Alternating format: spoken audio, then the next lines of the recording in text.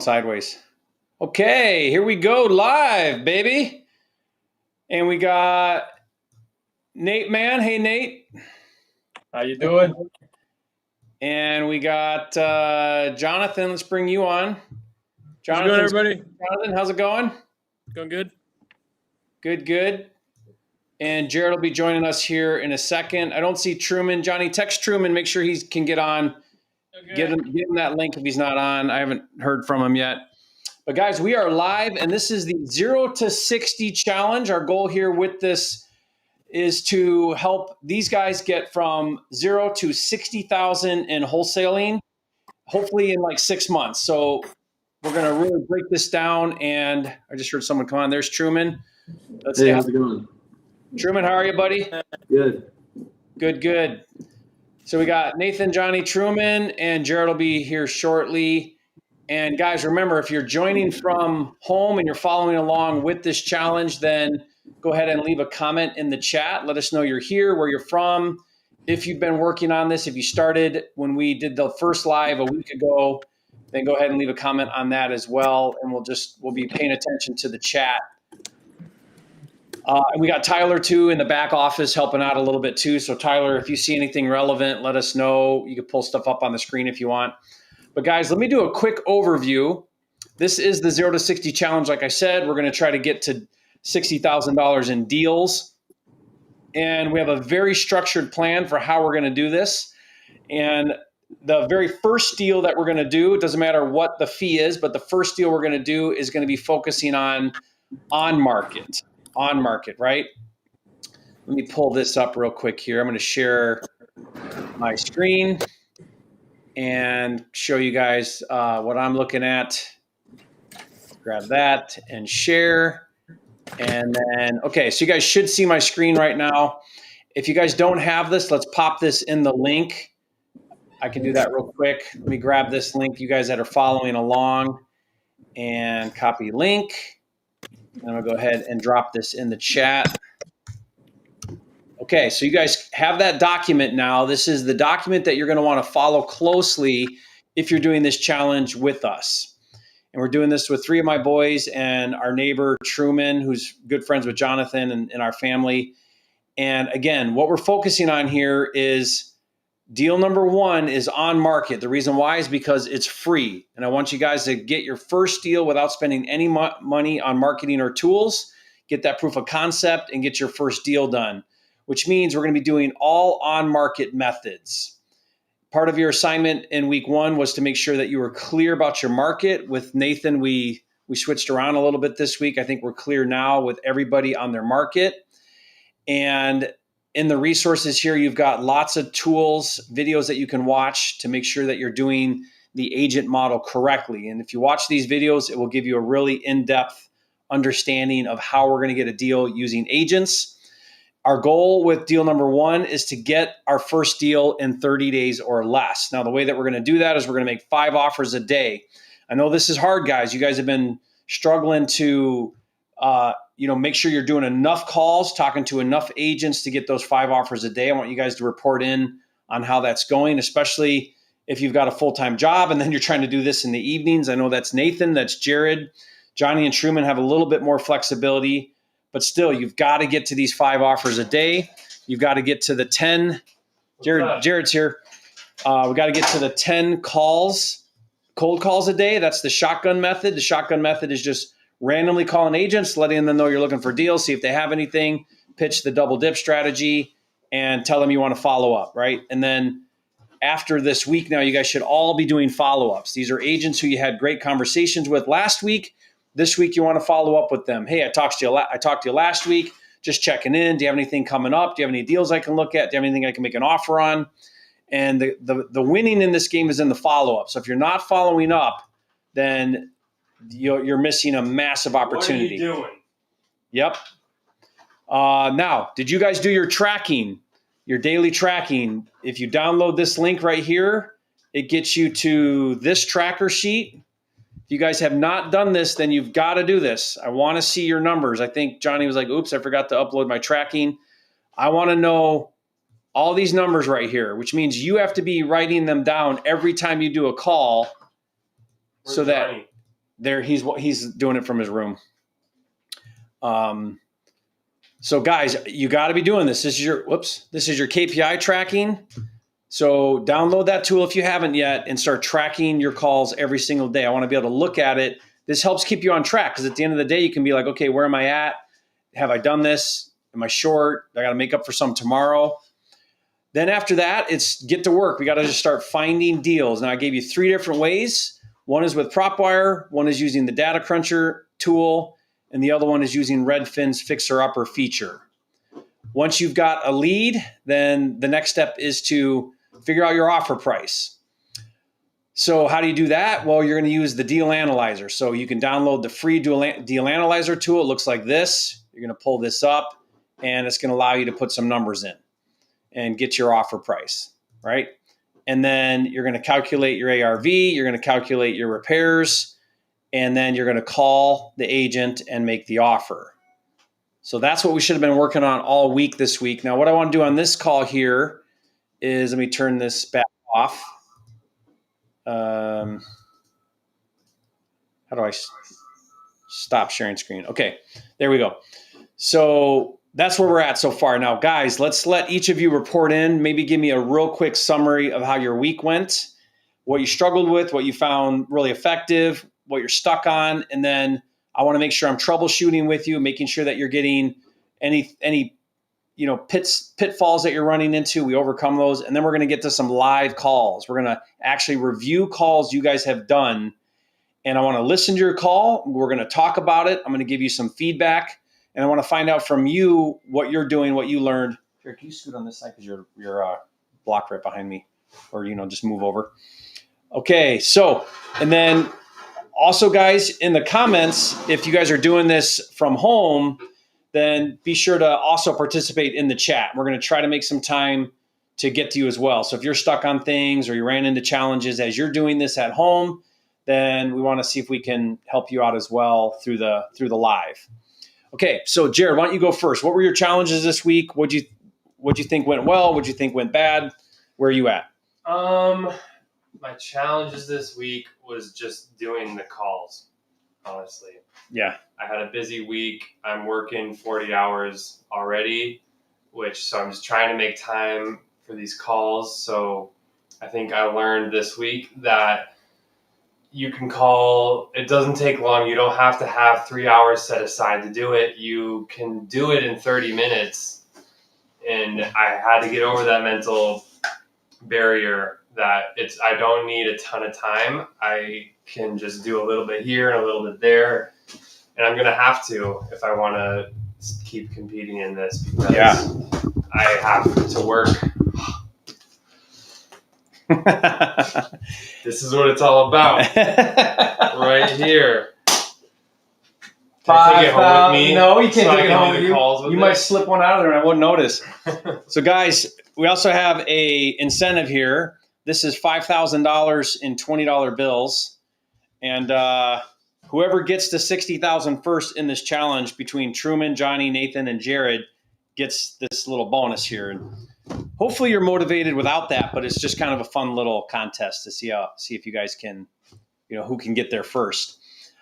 Okay, so Jared, you definitely have to. In fact, last night you were on a call at 10:30 our time, which in your market would have been, I think, 9:30, and you were on the phone with an agent. So one thing to keep in mind is don't think, oh, well, I missed the chance to talk to an agent. Agents work weird hours, right? They're used to mornings, they're used to nights. In fact, I probably have an agent I could call right now. Well, maybe we'll do one live in a minute. Yeah. Text them and see if you can call them in like 5 or 10 minutes. So that would be great. Okay, so Jared, getting in your reps. I mean, this does not work if you don't get in the reps. You've got to be consistent every single day because it compounds. It builds on itself. Okay? Mm-hmm. All right. Let's see. Nathan. Where are you at, Nathan? Let's bring you on. What about you, Nathan? This week was definitely a little weird because, we changed markets after me and you trying to do some work in Orlando and stuff. We just realized that, people are on everything like nobody's business. Like that one guy we contacted had 100 people trying to call him or whatever when we were trying to get a hold of him. So check this out, you guys. Orlando, which I knew was competitive because I have a partner in Orlando, and and it's extremely difficult market. Nathan did an on market. It just came out, right? Nathan was it was like 24 hours, and it had some fire damage, so the roof was like falling down. And Nathan sent the text, which said, "I'm an investor. I want to make a cash offer," and he wouldn't call, or he wouldn't respond. And then he sends a text back, and he said, "I've received over 100 of this exact same text." So I'm not one to jump markets. Like I feel like, I don't believe that competition can stop anybody. I think there's enough of a pie that you can carve out and make, $100,000 a month wholesaling, no matter how competitive the market. I see people in Phoenix that do it, and Phoenix is probably one of the most competitive markets, or Las Vegas, or Tampa, or any of these markets. But if there's over 100 people going after that one on-market deal in Orlando, I'd like Nathan to get you to a market where I can see you get to some success faster. So we switched Nathan's market over to the Gulf Coast area. Nathan, Tallahassee, all the way to Panama City. Yeah. We've had some success there already because I do have a partner there, Chris Allen. And so I think we've got some room there to do a little bit better. So midweek you switched markets, which is okay. But now we can't hot markets anymore. We just got to hyper focus now and get down to work. And everybody that's listening as well, the tendency is to think, oh, my market's competitive, I better switch to another market. And the reality is you're going to find the same thing in the other market. Every market's competitive. So you just got to get over that and not let that stop you. If you start to think, oh, there's no deals, oh, there's no deals, oh, there's no deals, what are you going to live out? What are you going to attract? No deals. No deals, right? You can't think that way. There's always deals. In fact, Jared's call was amazing because he was way off. We'll get to that in a minute, but I was there on that one. And he was way off in his offer price, and the agent was not reluctant to submit the offer. He said, I want to work with you. Let's see if I can bring you deals before I list them. All the things that we just dream of happen with that agent, right? So that guy will turn into deals. Now when, we don't know, but that's why we do it over and over every day, because pretty soon you'll have 25 agents like that bringing you deals. Yeah. Okay. All right. So Nathan, what else was your big takeaway? What was something that was a challenge for you this week? Definitely also the same thing kind of as Jared, because I'm working 8-hour days too with another job. So trying to juggle, when to call agents in between doing that. Like I remember I tried calling agents on my lunch break at work, sometimes at work, kind of like what Jared said too, to where it's like in the beginning I was thinking, okay, I need 3 hours set aside where I'm just grinding for those 3 hours straight. But in reality, I think if I ever have like 30 or 45 minutes, I should just try to crank out a few phone calls and just kind of keep it consistent no matter how much time I have, like whenever I have a little window, just to kind of shoot for it instead of trying to do it all in big blocks. But, here's one suggestion too. You guys that have full-time jobs and you've got to batch your time.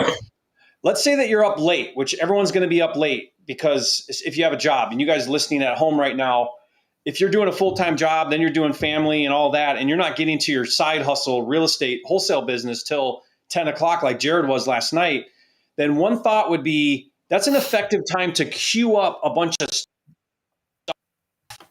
So for the phone number, maybe even text the agent, hey, I know it's late, but I'm about this property.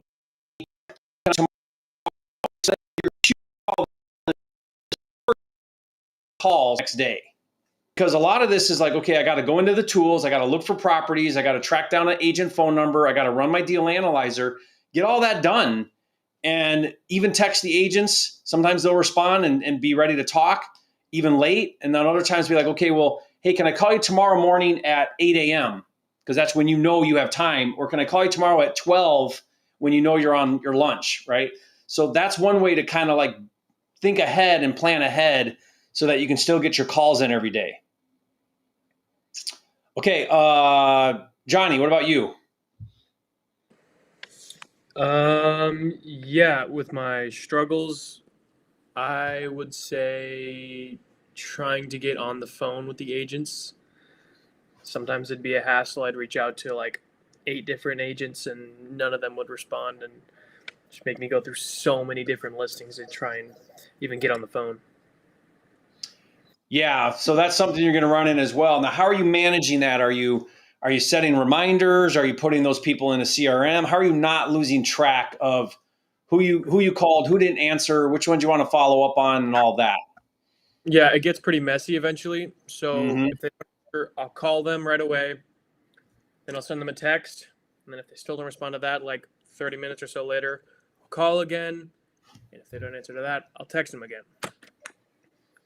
Yeah. Now, if you're saving these, like you guys should all be saving these. Like, remember, if you go to your deal analyzer, if you're using the deal analyzer tool, or I know some of you guys might have Flipster, which has the CRM component. But if you guys are doing this for free and you have just the deal analyzer tool, then you can save the addresses and then you can even make notes on there. So you guys see that? Let me make sure everybody sees this.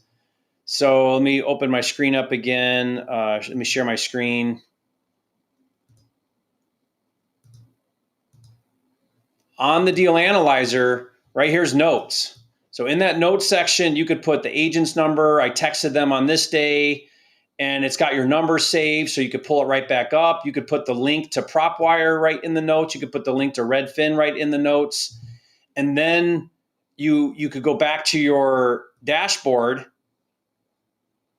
and you could see right here your dashboard. You could then be like, okay, well, these are properties I'm looking at. And where am I at with this one? You click on it, it's going to have your notes. It's not exactly a CRM, but it's definitely going to keep you on track. So that way, when you call back, you remember what you're doing because you have notes here. Okay. And you can save those per property. I've been using just a Google sheet, and like I put the address on one, and then the name of the agent, and then the agent's phone number, and then some notes next to them. Like if they don't pick up, I'll put like a NA, which is like no answer. Mm-hmm. So that way I can keep track of who's picked up and who hasn't. And if someone has, and I put in an offer, then I put a note of like the offer that I gave them. And then kind of if I want to run through it again at the end of the day or whatever, I can see who didn't pick up and I can call them again. Yeah, what I try to do is in my tabs on my screen, I can have like 3 or 4 properties going on at a time while I'm texting an agent trying to get them on the phone. And then after that, I get so confused as to what I'm looking at. I don't even know anymore, and my brain's fried. So then what I'll do is I'll start saving some stuff and closing it down, right? But then in those texts to agents, you put the street address. So if an agent responds back to me and I forget what I looked at, and I see the street, I go to my deal analyzer, I open it up, I've got my notes, I can quickly pick back up where I'm at. And I'm like, oh yeah, I remember this one now. And then I'm back on the phone and I'm doing the call, right? So a lot of this is just juggling and becoming really efficient with your time, so you're not wasting time. The last thing you want to do is waste time where you got to recomp something because you don't remember what number you had and all of that, because it's going to you only have so much time to get this stuff done. That makes sense? Okay, Truman, what about you? How'd your week go? What'd you run into? What was good? What was bad? It was pretty good. I feel like my biggest problem was being like consistent every day. Mm-hmm. Like I had one day where I made 5 sniper calls and 10 shotgun, which is like the goal. Yeah. And I had a day where I didn't call anybody. So I feel like finding like getting consistent is like my biggest goal. Yeah. Yeah. So definitely. Yeah. So the way you want to think about this is if you miss a day, now you got to make up for it the next day. Otherwise, you're going to slowly fall behind. Yeah. And I mean, sort of keep in mind, this is sort of like training for a marathon. When you train for a marathon, they give you like, 4 days of running and you got like these specific things. Well, if you miss a day here and there, it's not the end of the world. But if you're not consistent, then you're going to get the race day and you're going to fall on your face, right? And it's going to be a horrible experience. So that's what we want to try to avoid. We want to be as consistent as possible. I would think about making up for it. And this is going to take a lot of planning. And this is hard when you're juggling lots of things. And everybody runs into this. The hardest time of all in the business is when it's a side hustle and it's part-time. Once you switch over to full-time and you don't have all these other obligations and you can really focus on the business, then you'll see things just explode, right? Like you'll see your business grow really fast. So just know that the phase you're in is normal. Like it's just okay. It's going to suck. It's going to be a grind. You're going to be tired and not feel like doing it. You're going to want to relax. You have to say no to friends and no to other things. But it's the only way to get this off the ground and get a business going. And everybody has to go through it. So you're not the exception. You're like everyone else. I was just like you guys. I was full-time job with some kids. You guys don't have kids. I had kids, full-time job, and I was doing it mornings, lunches, nights, weekends, and it was brutal for a year to get it to where before I could go full-time. Okay, so just know that that's normal. But I'm glad you guys are kind of seeing that, because now you're like, wow, this actually takes time, and I got to think about my day and plan my day really well and get to bed early so I can get up early or whatever it might be to meet the obligations. Okay, guys, I saw a question on here. Let's bring this up. Did you guys run into this question or this challenge? Get into the ARV. I got in the ballpark, so I just made offers of half the listing price or just a little over. So I'm following up this week to see where my offer status lay. Rogelio, that's not a bad idea. Just go half of, maybe not half of listing price, because it doesn't really matter what it's listed at. But one quick hack strategy would be half of Zillow. So whatever Zillow says it's worth, go half of that. That's a really quick and easy way to get to like a low ball number. The point is that it's low. We want to go as low as we possibly can. Now, if you follow what I show how to do using PropWire, how long does it take, Jared? It literally takes 5 minutes. 5 minutes. Like, you should not be spending more than 5 minutes. And just we can show that one more time if it's helpful. Jared, what's the address of that property you did? Do you have it up front or close? Yeah. So let me share my screen. I want to show this one time through, and then we're already 20 minutes into this, and I want to get to some calls because I want to spend some time on your guys' calls this week. So let me share my screen again.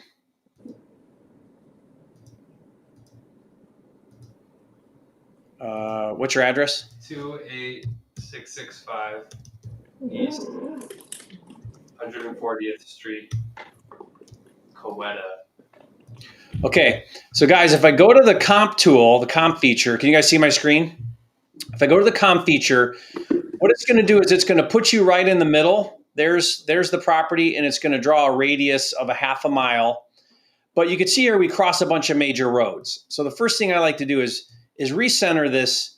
I'm going to click my draw feature, and really I want to hit, I want to be hitting this little pocket so that I don't cross these main roads. So I'm going to go something like this, and I'm going to basically look at this little triangle. Now that's my window of comps that I want to try to stay within, because that's the market, that's the neighborhood, that's the area. Then I want to switch this to 6 months, not a year. And then one thing I like to do is I like to go to square footage, and I like to go about 30%. So that's going to be plus or minus. So your subject property is 1,164 feet. So it's going to go down to about 700, and it's going to go up to about 1,300 or 1,400. But it kind of gets rid of small stuff or big stuff. And that's about it. I don't really need to do a whole lot more filters. Now, I could worry about garages and year built and all these other things, but we just want a quick look at the market. Now, you can see this narrowed it down to not that many, maybe 5 or 6. Then what I'm going to do is I'm going to focus on price per square foot. And this is just a little trick I use that works really well. And I want to find high. Now, some markets will have like 10 comps. I pick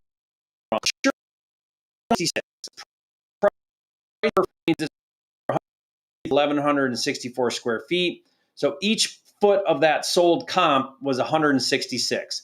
And that's the highest one.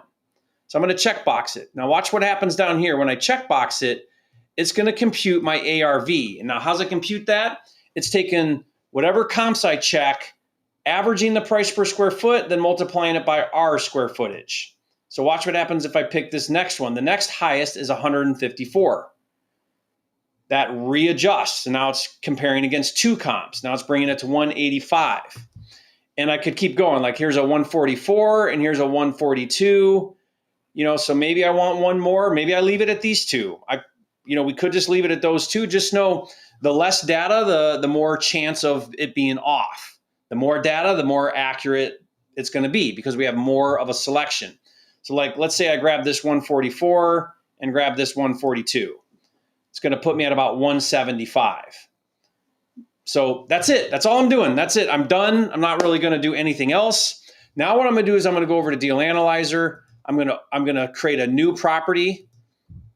So if I create a new property, it's going to say add new deal. I'm going to say that this is a flip. Now we're only looking at this from one lens, a flip.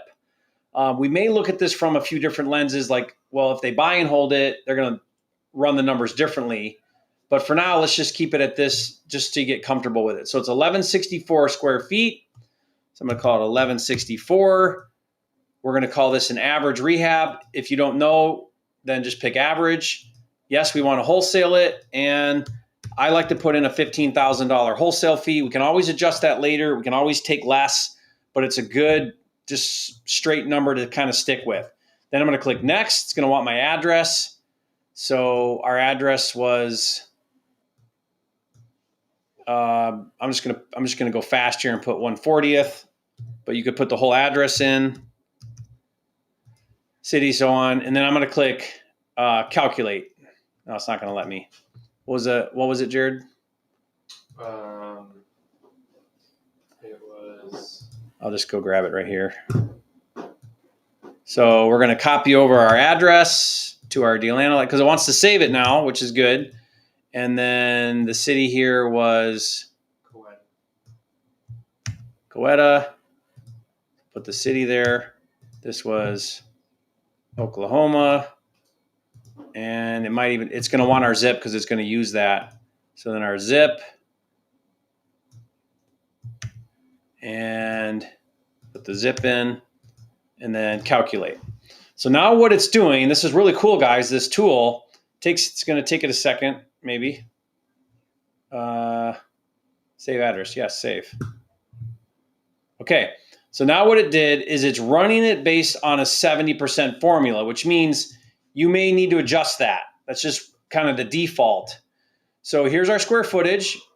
This told us that neighborhood or that zip code is averaging $164 a foot, which brings us in at 190. Now we came in at 175, so we could drop this down a little bit. We could cut the difference, but let's just say it's 180. I think, Jared, we actually bumped it up to 185 or maybe even 190. We also decided after talking to the realtor that it only needs a 30K rehab. Yeah, so on that call, Jared kept asking questions. It defaults to 145 as an average, but he was like, nah, it's pretty light. It's not that bad. There were no pictures, so we didn't really know. He's like, I would budget probably like 25 or 30. So let's just say he's right. We adjust this to 30. Now this is set to a 70% formula. 9 for closing costs, 6 for carrying costs, 15 for profit. Now, if you're confused by what this means, you got to go back and watch some videos. You got to understand how we're running these numbers. We're taking this off the top because that's what our flipper has to do. So flipper's got to factor in these costs. Now 27 is kind of light for a flipper. I would probably bump this up to where, maybe it's more like 30. So we just adjust the percentage to where now they're making 30. We got our fee there at 15, and that puts us at an 82 buy. What did you offer, Jared? 86. 86. Okay, so we're pretty close there. Somewhere we were off a little bit on how. I think this might have been a little higher. I think we might have been at like. I was at 164. A foot. Okay, Yeah. So the 86. Now they were asking 130, something like that. Yeah. So we were way off on that, but that's not the point. It doesn't matter. Get out of your head right now, guys, that if your offer price is low, don't call and make the offer. I do not agree with that philosophy. I believe you always call and you always get your number because it's about the practice of doing it. It's about the habit of doing it. And you never know. Like Jared's agent was not afraid of it. He said he would submit the verbal to the seller and he did not have a problem with it. Maybe he would have had a problem with it, and that's okay too, right? We're just going to go through the practice of doing this. Okay, so that's it, guys. Like that took literally 5 minutes to go back here and do these comps, following this comp tool. Now, one thing I'll do is once I identify the deal, let me turn this off. One hack strategy that I'll do is once I identify a deal that I want to go after is before I comp it and deal analyzer it is look up the agent, get their phone number and text them for 2 reasons. One, I want to see that the number goes through like it's a successful text because if it's not, it'll come back undelivered, which means now it's a phone number, might be the office or something. And then that tells you to keep trying till you get a cell phone. If it goes through, then you know, okay, I have an active number. I got a cell phone. I know this is their number. And in that text, it basically says, I'm an investor. I'm interested in your property on 123 Main Street. I want to make a cash offer. Can I call you in 5 minutes? Now, by doing that, now for 5 minutes, I comp, and then I look at my text. Did they respond? Did they say call me in an hour? If they don't respond at all, I'll just pick up and call. A lot of times they'll answer because they saw the text and now you're calling. Or do the double dial, triple dial trick. Jared did that last night. They did not answer the first time. He immediately called again. He answered. So, like you want to think about, how do I manage my time? I want to prep the agent that I want to talk to them, send the text, do the comp, do the call. And if you follow that and you have a good call, those calls should take from start to finish, from the lead to analyzing to the call, should be under 30 minutes. That whole process should take 20 to 30 minutes or less if the agent's, if it doesn't go anywhere on the phone. But a decent conversation will take you about 20 to 30 minutes. If you guys look at my Watch Me Wholesale show, where I randomly find a lead, analyze it, call, make the offer, those are typically 20 to 30 minutes. Okay. And you want to do 5 of those a day. All right. Any questions on that, you guys? Is that helpful, following like that system on prop wires? Are you guys doing it that way, or are you doing it another way? That's how I'm doing it. Okay. Jared, you're doing it that way. What about you, Johnny and Truman? I've mostly been doing Redfin.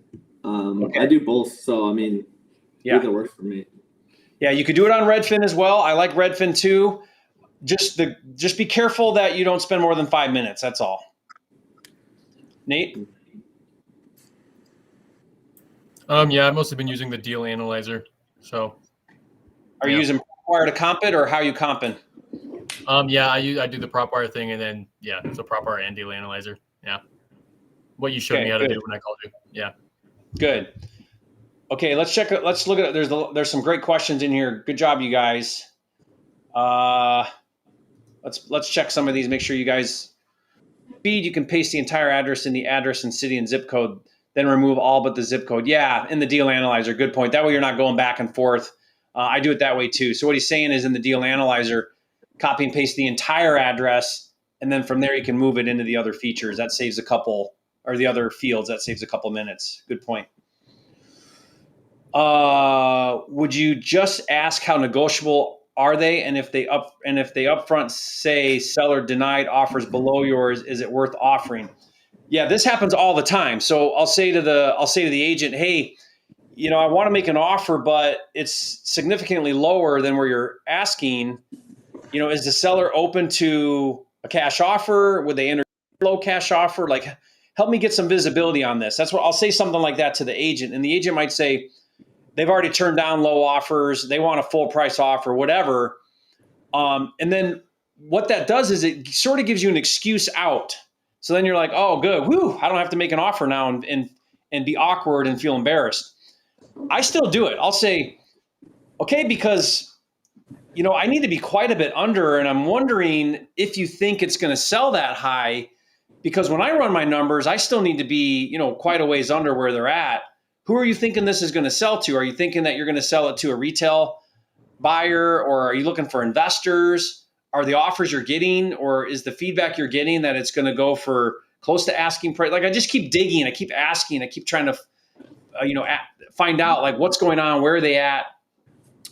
And then I'll say things like, you know what?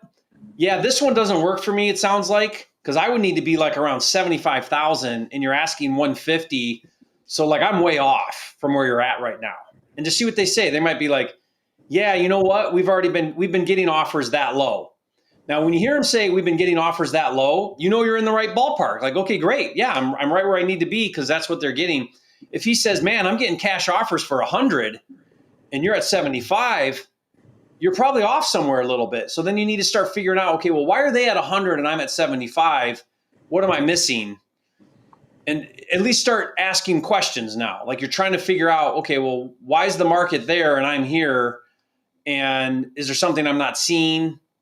Or they might say, yeah, I know we're getting offers at 100, but they won't take anything less than 125. Okay, well, I just have a totally not motivated seller here. And then I'll shift from the offer to, the relationship, and I'll start talking about, hey, do you get deals like this very often? And can you call me when you do? And that kind of thing. Okay. Any thoughts on that, guys? Any feedback on that? I kind of think when you acknowledge that you're not the right buyer for them, you can kind of like switch the conversation to like the relationship with them, and it goes pretty smooth typically. Totally. Yeah. I'll say exactly that. I'll say, oh man, I'm probably not the right buyer because I got to be like 50 grand under where you're at right now. Mhm. Even Yeah. saying I need to be like 50 grand lower than your asking price, you just made the offer, Mhm. right? Yeah. So you don't have to come right out and be like, okay, you ready? My offer is $50,297.46. Remember when you did that, Johnny? Johnny did that once. He Yeah, literally Literally made the offer like down to the penny. But you can still like put your offer out there, but it's a ballpark. I need to be around. Sometimes I'll say, man, I need to be around 75,000, and you're at 125, so we're way off here. And that's okay. Like that's you still making the offer.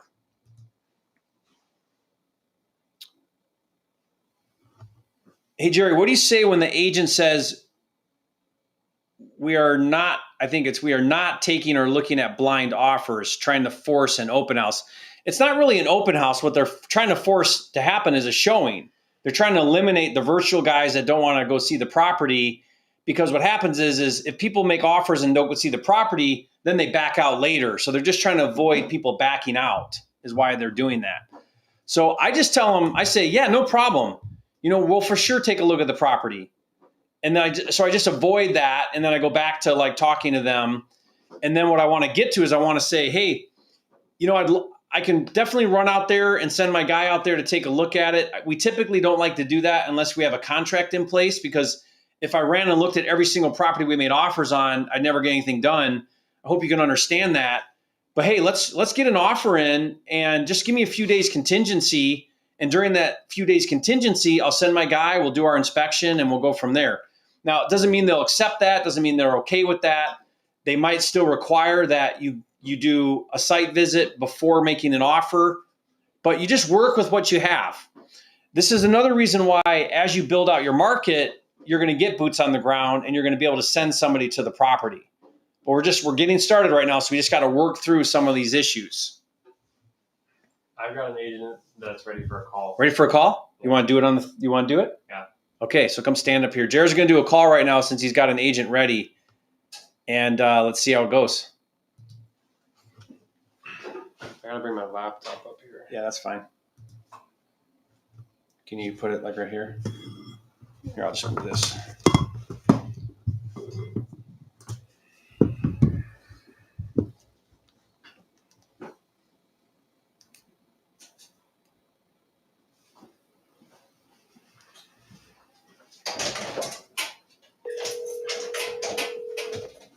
Hold that kind of close to the mic.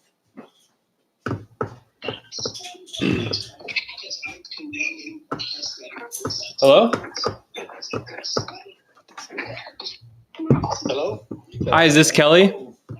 No, this is Darren. Kelly stepped away for just a second. She'll be about to in just a second. Okay. If you want to look at the house, Yeah, I'm looking to get a little more information on it. okay, she'll know. I know some of it. What do you need to know about? So I am a cash investor looking to make an offer on it, and I just wanted to learn a little bit more about the property. What's got the seller motivated to sell? Well, it was this girl's parents' house, and they both passed away. Okay.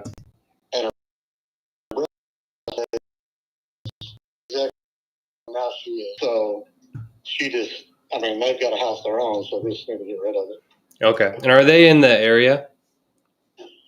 Do they live in that area? Yeah, do they live in that area? No, they live over in Sand Springs, between Sand Springs and Spokane. I'm not super familiar with the area. How far away is that from them? From the owner's house? Yeah, the family members. How far away are they from the house that we're talking about? It's probably at least 30 minutes. Okay, so not too bad. Okay. Yeah. So it says here that it would be a good opportunity for an investor. How much work do you think it needs to get fixed up and move in ready? I think, I mean, it's to make a rent house. I just think it needs to be painted good. I'd have to look again at that. Some of it's been repainted. You might want to replace the laminate.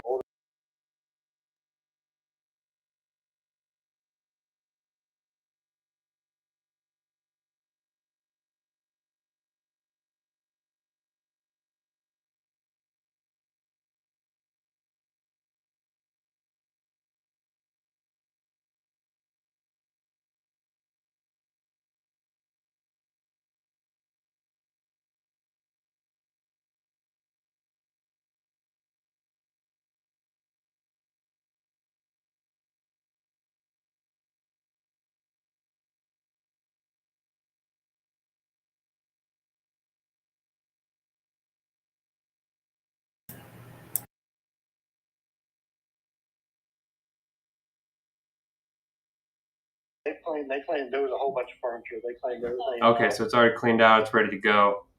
There's an old refrigerator in the garage, and they don't know whether it works or not. They hadn't done anything with it. Okay, and it hasn't been on the MLS for too long. No, Just this weekend. Yeah. Okay. Yeah, we just listed it. I mean, they've been over there cleaning, and they painted some. Trying to think what else is. What do you think it would sell for as is right now?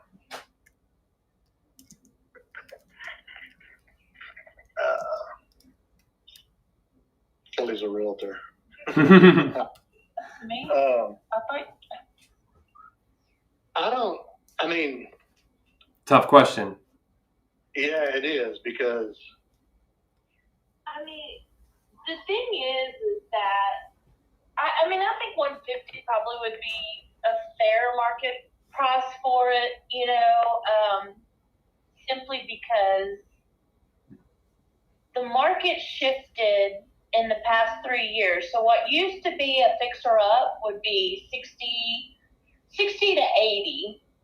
And then now a fixer-upper, like one that you couldn't really live in, but that, you want to pick up and flip it's anywhere from 80, I don't know, probably about 80 to 90, all the way up to about 125. The good thing about this one is that with some new appliances, you're good to go. Okay. So I think somewhere, How recently were like the cabinets painted, or how new is the floor? painted. It's recently painted? Okay. Yeah, the flat trim. It looks pretty good. I do have a picture of that. Yeah, if you could send me over some photos, that would be fantastic. I'm looking at a comp right now, just a couple minutes away, in that same block, same bed, bath, same square foot, and it's cleaned up nicely. It's got new cupboards, new flooring. Looks like it's got a good roof on top, and that one sold in February for $160. Yeah. So, yeah, I'm trying to see how this property, which That's what I think we may be a little bit. okay, I don't know anything about it, but I'll send you a picture of the house. yeah, if you could send me a picture of the one we're currently talking about, just so I can see and kind of gauge how much work it needs, and then I'll run some numbers on this new one that you just sent me, and then I'll give you a call again today. Okay. What price did they want for that? Let me see. I'm gonna write down there. 5522 East 9th, Tulsa, Oklahoma.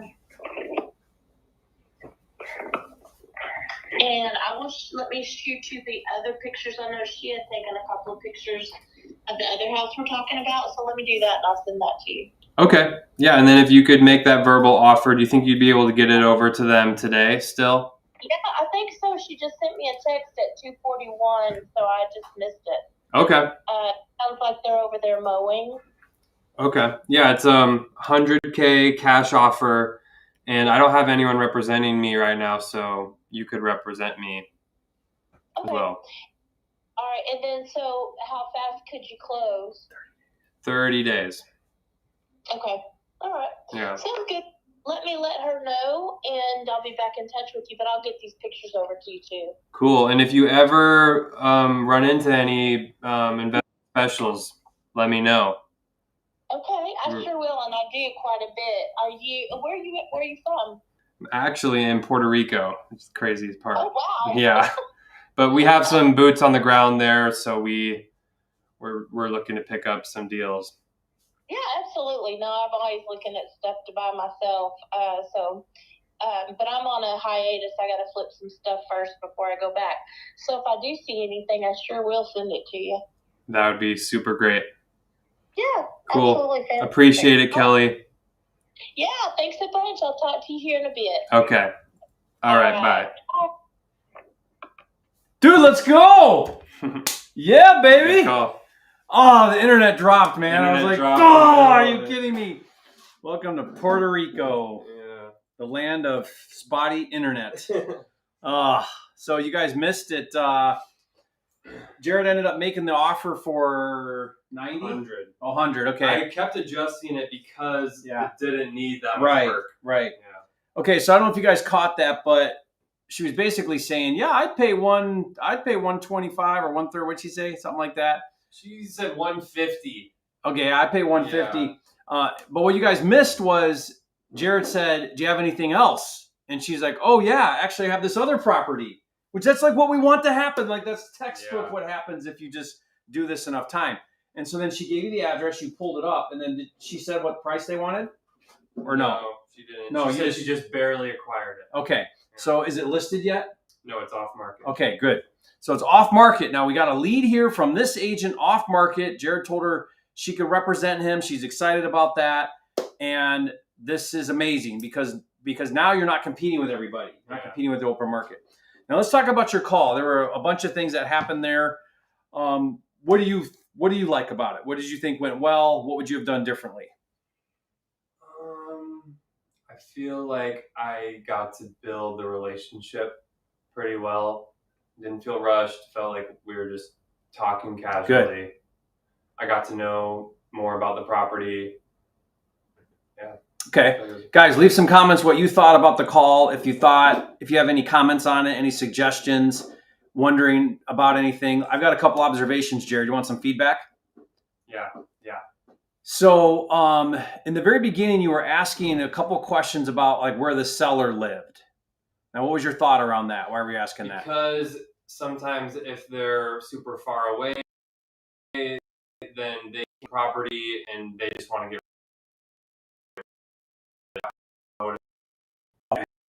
selling. So sellers is. Yeah. But were you thinking, are they out of state? If they're out of state, maybe they're more motivated. Yeah, they just don't know anything about what's going on there, and they just want the money and to be done with it. Yeah, so this was. I found out it was a probate deal. Yeah, where it's just the family members. No, they don't have any connection to the property.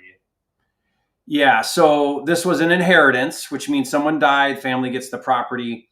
So yeah, so usually if that's what you find out, they hired an agent to sell the property. The agent's going to be trying to handle most of it.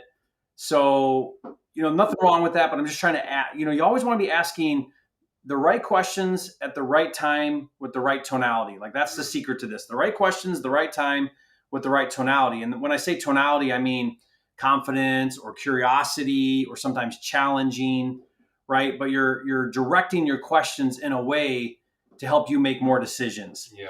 Now, one question you asked, you said, what do you think it'll sell for as is? That's a little tricky question because it kind of threw them off a little bit. They're kind of like, well, it's listed for 150. Yeah. So another way to say that would be, look, I see that you're listed for 150. Do you think the seller has any room to come down off of the list price? Yeah. Or you could say, sometimes I'll say things like, if it was a cash offer, do you think they would come down off of that asking price? Now, what you're trying to do is you're trying to find out how firm are they or how open are they? Where's their bottom line? Yeah, and sometimes they'll give you information, sometimes they won't. But I like to ask questions like that, like, hey, if I come in all cash and I can close pretty quick, do you think that would call for a big discount, or could I get a big discount for that, or what kind of discount do you think I could get off of list price if it was all cash? Yeah. And what you're asking the same question, you're kind of like, well, where do you think it would be at? Or sometimes if they say to me, hey, we've got like a lot of showings and we got a lot of interest, I'll say, hey, I see you're listed at 150. What do you think this is actually going to go for? And you're asking the same question, but you're saying it in a way to where they're clear about what you're asking. You're just being like, hey, do you think this is going to be like a full price, or, and again, you're just that only matters if you know why you're asking that question. The reason why you're asking that question is you're trying to see if the agent will reveal the motivation. Yeah. By telling you how low they're willing to go. Now, when you talked about condition and stuff, the only reason why that's beneficial is to use it as leverage for your low offer. Yeah. So then what you do is you say, okay, well, it doesn't sound like it needs a whole lot of work, but you know what? As a flipper, I got to buy it. I got to pay closing fees when I buy it. I got to pay closing fees again when I sell it.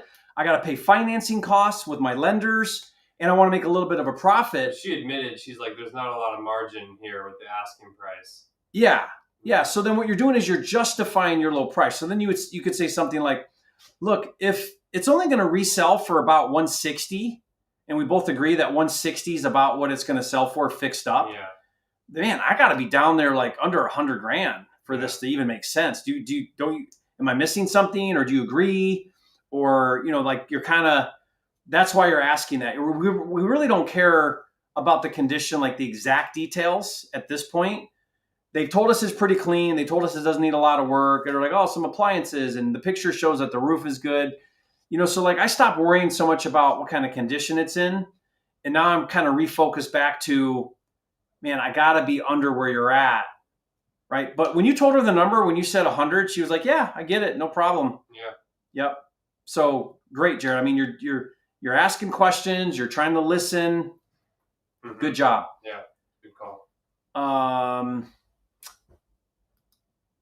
DQ in the house. Daniel Quijano is like one of the best sales guys I know. Guys, if you haven't seen our series, you should go check that out. Daniel came to Puerto Rico and we did an entire series. But he brings up a good point, Jared. Another question is, so what happens if they don't sell? Yeah. Like, hey, they're at 150. What happens if they don't get, an at or close to list price? What's their strategy here? Are they going to keep listing or keep dropping the price?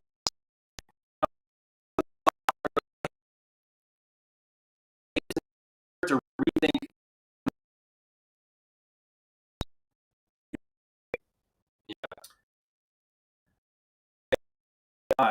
Let's see. Hey, Jerry, do you ever bother calling on listings that say no blind offers? Yeah, I call every single one of those. No blind offers means they want you to do a showing. And we talked about this earlier. I just reassure the agent that, yeah, for sure, we'll take a look at it. And then you'll decide when. And then I work through that. Like, when am I going to look at it? Okay, let's see. Just want to get through some of these questions. Sorry if I'm missing any. What's up? Oh, that's DQ again. Yeah, and you're right. I mean, sorry guys, you missed like the meat of the call. Jared kept going on the call. Sorry you guys missed that, but he basically got to his offer. The agent said, she said she'd present it, right, verbally. Mm-hmm. Yeah. And then she gave him another property that she just got that's not listed yet. So Jared said, okay, give me the address, and then you're going to work that one. Now, when you get those, make sure you say, hey, where do you think this is going to be? What do you think the seller's number is? Yeah. Try to get them to give you a number, because then when you start to do your deal analyzer, you kind of now can see where they're at and where you need to be, or where you're at and how far off you are. Okay. All right. And again, sorry guys for the internet going out on us right there. Yeah, Jeremy said you got to do that call all over again, Jared. We missed all your wisdom on that one. All right, let's get to another call. What we're going to do now is we're going to pull up, let's see. Sorry.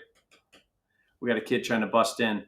I'm going to go ahead and see if I can pull up, Nathan, one of your calls. Okay, so let's see if I can do this.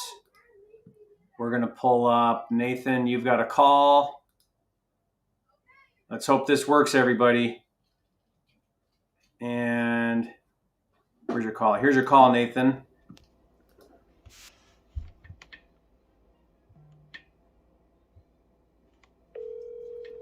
let's take this one down. We just want that one. Let's see.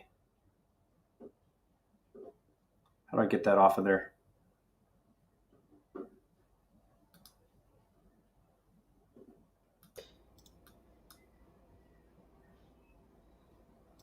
Guys, we were having some trouble with this earlier. Dale, I this is see and Nate. hear him. Leave I'm a a, comment. Let me know I'm if a you can home see and hear investor, and Nathan right I'm now. calling about a property I believe you own on Old Plank Road, or a property that you have listed on Old Plank Road. Is that your property? Yes. Okay, Yes. cool. Yeah, I sent you a text. Like I said, I'm just a home investor, and I'd love to hear a few more details about the property if you have a second. Sure. Okay, cool. Yeah, so I got it pulled up here on Redfin, and from the description that I read, it said that it looks like it was started to be built, and then looks like it wasn't finished all the way. Like there's still some electricity that needs to be put in and things like that. Is that right? Right. There are no utilities on the property. There is a well, but Okay. none of it is hooked up to the house.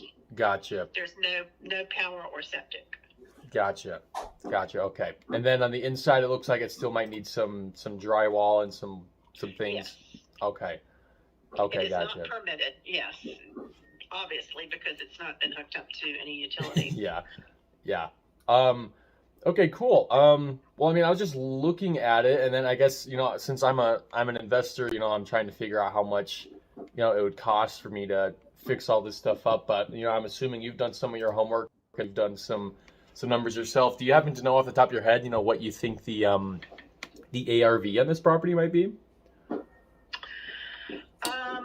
You mean to provide the utilities and to bring it up to date? Yeah, just, what do you think, how much would it cost, or what do you think would need to get done? Well, I mean, to put septic in that area, I mean, that's probably going to be 10 to 12,000, depends on, you'd have to do a better in depth as to, I don't think any mounding needs to be done. I haven't seen any in that area. I mean, it is low, it's shallow. Gotcha. Yeah, the property is. Of course, getting a electric pole is no problem. It's in the subdivision, and it's easily available. Okay. But as far as to bring it up to date, no, I couldn't tell you that. I'm not a general contractor, and Okay. I've had some people look at it, but I don't have any numbers. All good. Okay, cool. And then I guess, could you tell me a little bit about the seller? I mean, it looks like this property, like they maybe have had it for a long time. Can you tell me, what their situation is and why they're looking to sell it? Because they're remote. Okay. Okay, cool. Let's see here. Okay. Gotcha. And then in terms of, because it looks like they still got a lot of their stuff in there, is that all, are they like, in terms of their timeline and things like that, like, do they want to get all of that stuff out, or are they willing to just kind of get rid of it, or how does that look? That's there to stay. Yeah, he's not going to get rid of it. Okay.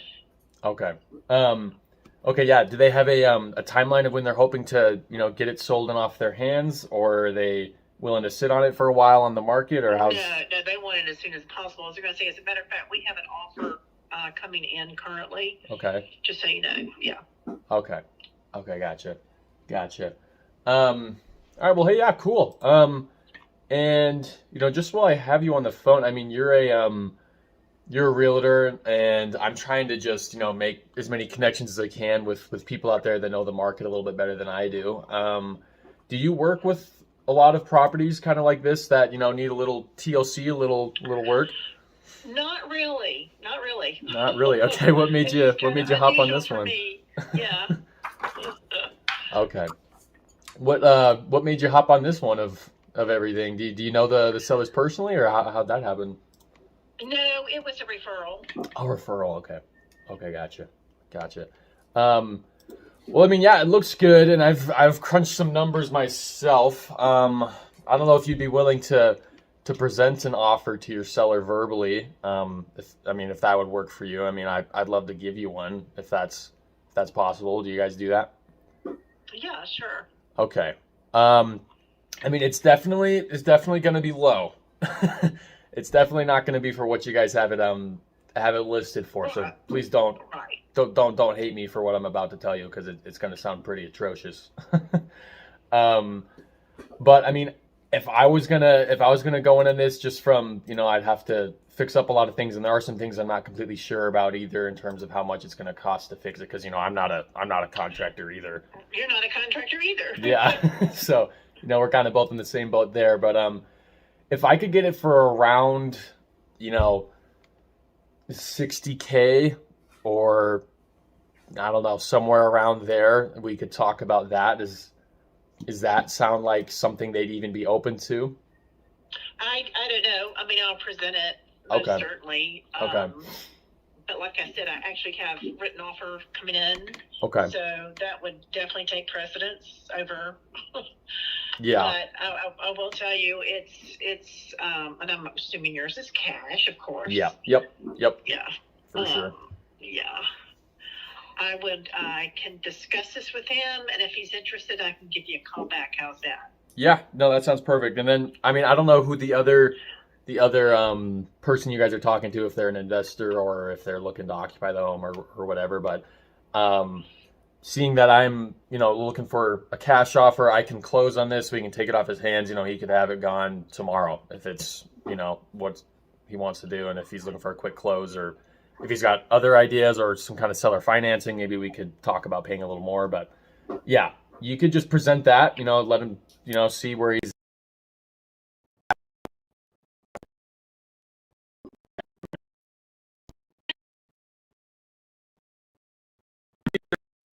I or probably I'd love to be your, go-to man. Sure. Well, I will keep your information. Okay. Thank you so much. Yeah, just call me as soon as you figure out and hear back from him. Okay, I sure will. All right. Yeah, you have a good day. You too. Okay, bye-bye. All right. Good job, Nathan. Nice. Good job. I love your composure. I love you're just really friendly. I liked a lot of the things that you said and did. What did you like about it, Nathan? I mean, where are you, Nathan? Are you on here? I'm right here. Can you hear me? Froze up or something. Can you hear me? Nathan, can you hear me? Hello? Can you hear me? Nathan, we can't hear you. Might be us. Can you hear me? Hello? Yeah, you're cutting out a little bit, but go ahead. Yeah. Yeah, I mean, I was just happy it was a realtor that wasn't like kind of standoffish. Like, she was pretty open, pretty easy to connect to, and that's always super nice. You're breaking up. See if you can refresh your line. I hope it's not me. But let me give some feedback, Nathan, since you keep cut. Yeah, we lost him. So see if you can come back in. A couple things. When Nathan asked, "What is the seller's situation?" they said something. I didn't quite catch it, and I don't think Nathan quite caught it. And then he just moved on. He goes, "Oh, okay," and he moved to the next question. So one thing you want to do is, if you're asking questions, you're asking those questions for a specific reason. And when they tell you an answer, you use that information now to direct where you want to go from here. So we don't just ask questions for the sake of asking questions. The questions need to give us information that's going to allow us to make decisions and make changes and use that information for something. So oftentimes I'll ask questions and they'll give me an answer and I'll still be confused. And then I'll just ask it again in another way. So I'll be like, well, wait, what did you say about the seller situation? I didn't quite understand that. Or I'll be like, wait, you said that they this? Why are they doing that? I want to know. I'm asking because I want to know and understand. So if I don't know and understand, I'm going to keep asking until I do. And sometimes we're like, oh, I don't want to sound stupid by not knowing what they just said. I don't understand what they're talking about. And don't do that. Agents she was super friendly, super cool. Most of them are. I wouldn't be too worried about that. Just ask the questions. If you don't understand them, re-ask the questions. One thing Nathan said too that I would avoid is he said ARV. Did you guys catch that? He said, what do you think the ARV is? Now that's something that we use all the time. Like, that's normal for us, but not for agents. They might not know what that means. So instead of saying ARV, which is after repair value, I'll say, hey, what do you think this property will sell for if I fix it all up? What would be the back end number if I come in here and I completely renovate this home? That they understand, like that they know. And that's a great question. The questions I like to ask are, What do you think it'll take to fix it up? And sometimes they'll be like, I'm not a contractor, I don't know. And if they say that, I'll be like, yeah, I get it. But like, does it need a lot of work? Does it need a little bit of work? Help me understand how much work this is going to take. So like, I'm asking that question because I want to know what's their perception of the condition. So I'm not just asking that, and then when they're like, I don't know, okay, I'll move on. I'm going to rephrase the question. Okay, well, if you don't know an exact dollar amount, that's fine. But do you think this is an extensive project? Is this not really that bad? Is it just like a quick carpet and paint? Is it, am I going to have to do the bathrooms and the kitchen? Like, help me understand. I look at it as 3 levels: light, which is carpet and paint; average, which is carpet, paint, kitchen, bath; and heavy or extensive, which is roofs, mechanicals, like all the things. So I just want to get my head around their perception of that. Okay, a couple other things. He asked about getting rid of stuff. Now, this was a great question because in the pictures, we didn't see this, but in the pictures, there was a bunch of stuff in there. So he said, what are they doing with all their stuff? And she said, well, they're going to leave it. And then Nathan's like, oh, great. Okay. And moved on. Now, what I would do in that situation is I'd say, hey, just so you know, we'll take it as is. They don't have to clean any of that out. That's not a problem at all. That's a value add that we bring as investors. So you could say, hey, don't worry about it. Make sure you tell the sellers that they can leave whatever they want and we'll take care of it. And sellers will look at that as a big value. Like, I've seen sellers take my offer over others because they're like, wait, you mean I don't have to clean it out? To them, that's like the biggest thing in the world. I got to get a dumpster. I got to hire somebody to go over there and throw all this stuff away and haul it away. And for us, that's nothing. Like, we pass it on to the cash buyer when we wholesale and it's no big deal. So just use that information to your benefit. So, hey, what are they doing with all that stuff? Oh, they plan on leaving it. Okay, no problem. We can take care of that. So Nathan asked a great question. He says, are they really eager to sell? And she's like, yeah, they really want to sell. That's good. That lets us know, okay, they're pretty motivated. So when you say, well, are they really eager to sell? Yeah, they want to sell. Okay, well, does that mean they're willing to take a low cash offer if it's fast? Like, if I could close quickly, would they consider a cash offer that's quite a bit lower than your list price, right? Like, you're using that question to lead you down a path to get to your offer or some kind of benefit. And then she said right after that, she said, well, we got an offer in already. Now, whenever an agent tells me I got an offer in, I immediately will ask, what's the offer? Like, they're not supposed to say, like, they shouldn't tell you what it is, but I'll tell you what, 7 out of 10 times agents will tell me what the offer is. So they'll say, man, it's for 120. And then now okay, well, now I'm up against a 120 offer. So then I might say, well, is that an investor or is that a retail buyer? Right? Like, then, because now we want to know, am I up against an investor? Am I up against a homeowner? Who am I up against here? Or I'll say, let's say it's 120, I'll say, okay, well, is that an offer that you're accepting? Like, is the seller going to accept that offer? Well, no, I haven't presented it yet. So then you're like, okay, now I know I got a window of time. Can I get my offer in before you present that one? Right? You start thinking through now, well, what does that mean that there's another offer? They may say, well, I can't tell you what their offer is. And if they say to me, well, I can't tell you what their offer is, I'll say, okay, well, just help me out though. Is it like near asking price or is it quite a bit under? Like, just let me know what I'm up against. I'd love to be able to get you in a competitive offer if I can. And by the way, I'm unrepresented. So my offer to you is you're representing me. You get both sides. Like, can you help me out here? Like, I'm trying to lead them into swaying towards me more than the other one. That makes sense? Okay, so like, just follow-up questions. So good questions, Nathan. I'm not sure if Nathan got back on. Good questions, but just be sure that you're doing lots of follow-up questions when they give you answers. Let me see. I made a bunch of notes here. I loved how he positioned his low offer. He said things like, it's going to be super low. Don't hate me. I need to be around 60,000. Would they be open to that? I love that. He said, would they be open to that? That's a great question. Here's my low offer. Do you think they'd be open to that? And another question that you might want to ask, Nathan, would be, how does that compare to the offer you have on the table right now? Again, that's another way of trying to get them to tell you what that other offer is without them telling you what that other offer is. Because now you've given her a way out. Now she can say, yeah, that's quite a bit under my other offer. Or she might say, you know what, that's actually not that far off. So she could say that. And then you know, oh, great, I'm in the ballpark now.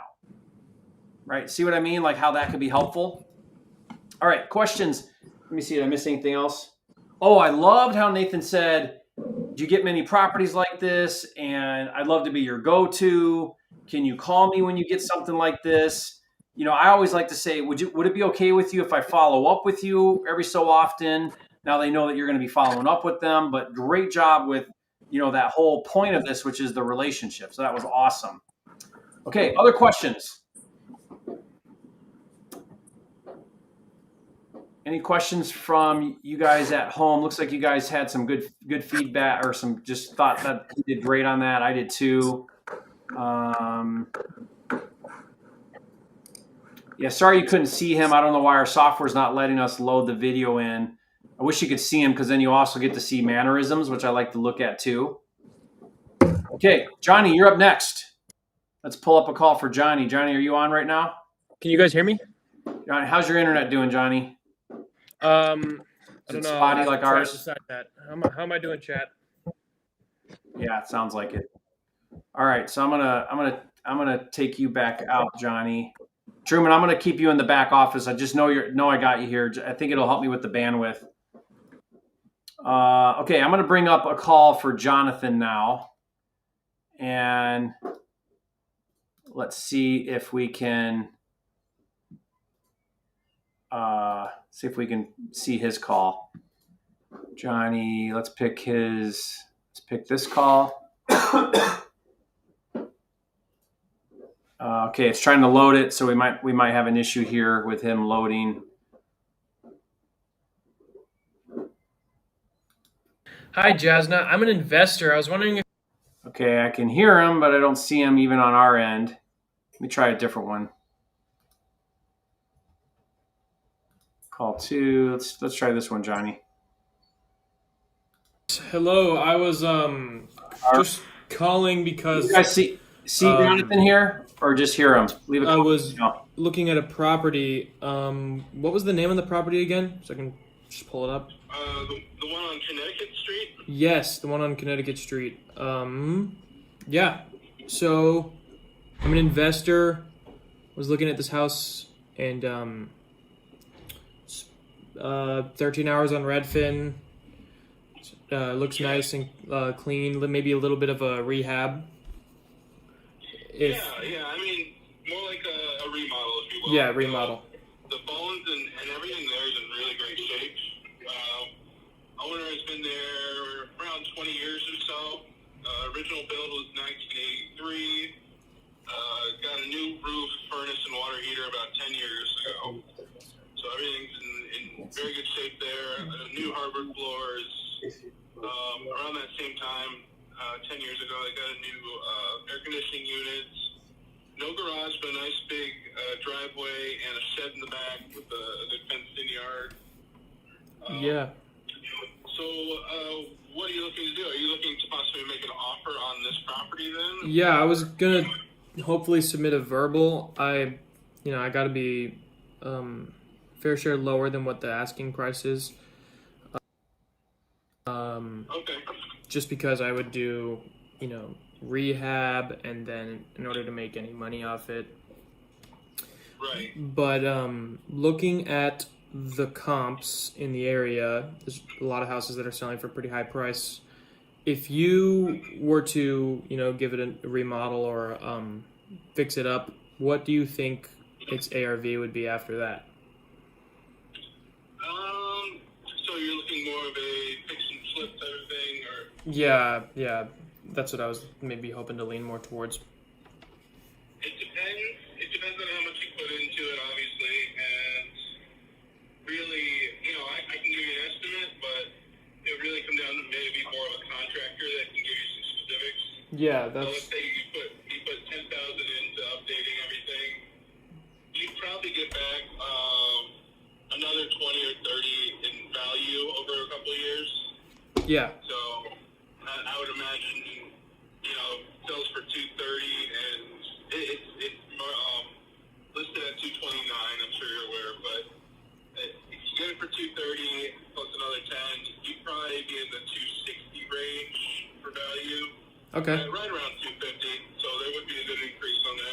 Yeah. The comps that I found, I'm about at that number. I was at like 230, 240. Okay, But great. yeah, so The offers are coming in already, and they are pretty competitive, just so you know. yeah, Would you be working with cash or trying to finance? yeah, I'd be all cash, and I'm also unrepresented, so I'd have you represent me if that's good with you. Yeah, that would be wonderful. Yeah. Johnny, do you just invest across the country? I see you got a Utah number. Yeah, Or I kind of okay, I kind of moved all over the place. I'm in Puerto Rico right now. right. Okay. Yeah, but I used to live in Michigan, so I know the area, and I'm out of state. But yeah, I'll take a look at houses all over the place. Yeah, mostly investor type properties, fix and flips, maybe wholesales. Okay. Well, I know they're going to be accepting offers through the weekends. If you want, this is my number here, my primary work and the home number.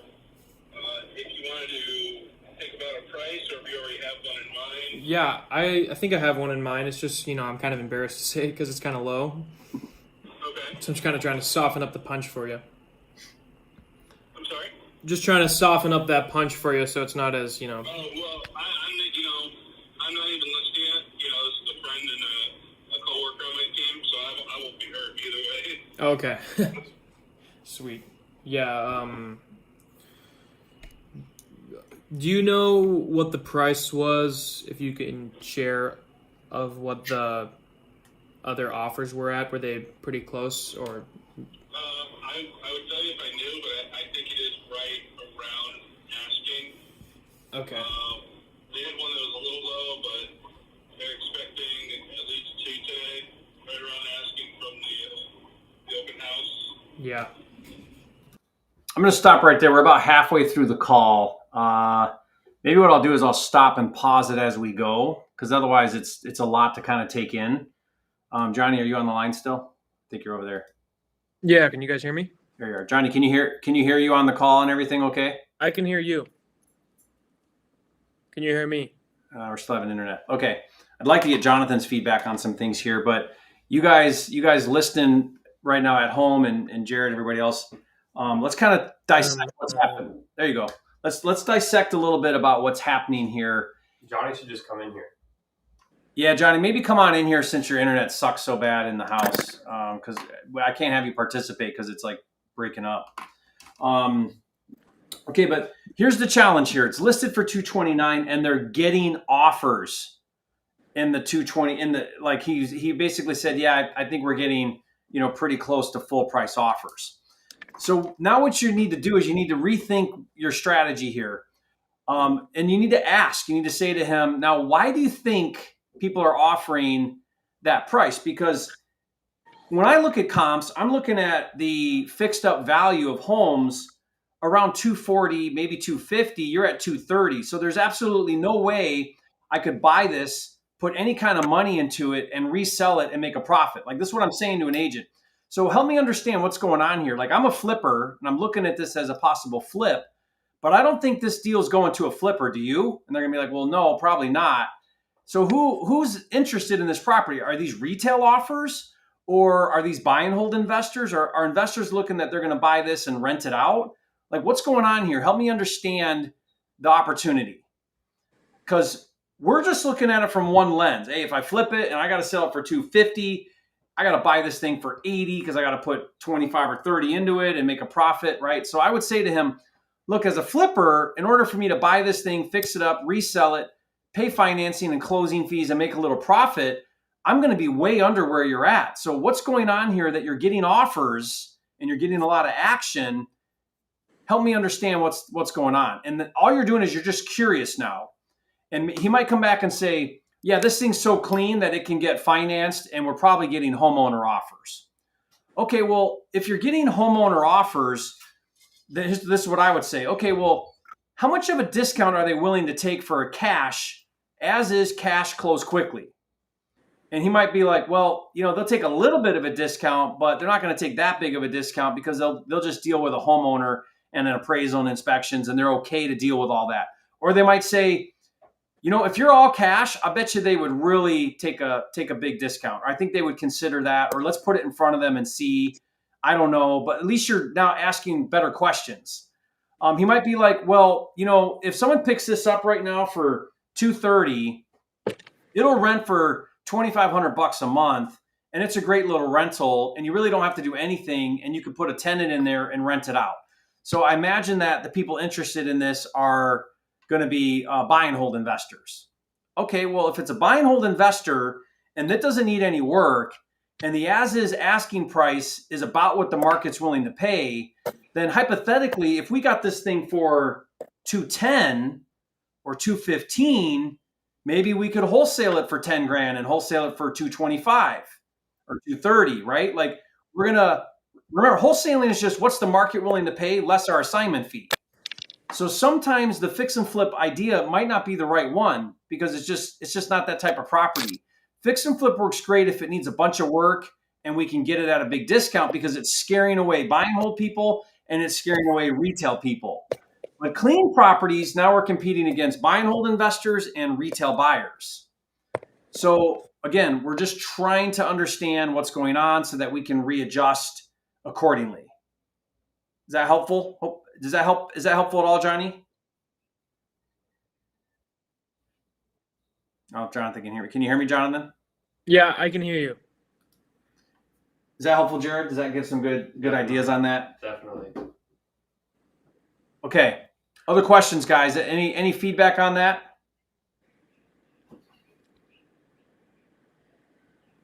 Yeah, I like this comment here.